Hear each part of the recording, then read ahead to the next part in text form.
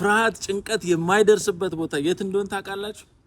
ፍርሃት የሚባለው ከባድ ነገር ወይም ጭንቀት ሊደርስ የማይችለው ቦታ the secret place የሚባለው የት እንደሆነ ታውቃላችሁ? መዝሙረ ዳዊት 91 ላይ ምን ይላል? በልዑል መጠጊያ የሚኖር ሁሉን በሚችል አምላክ ጥላ ውስጥ ያድራል። the secret place of the most high ፍርሃት ጭንቀት የትኛውም ከባድ ነገር ሊያገኛችሁ የማይችልበት ቦታ የሱ ህልውና ይባላል። ከሱ ጋር ያላችሁ ሪሌሽንሺፕ ላይ ተረዳችሁ? I don't know who need to hear this።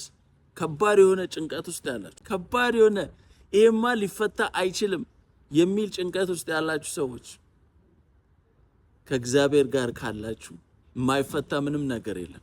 that's the secret place የሚባለው የሱ ህልውና ውስጥ ከገባችሁ አያገኛችሁ። እዚህ በሱ ፕሬዘንስ ውስጥ ሁኑ።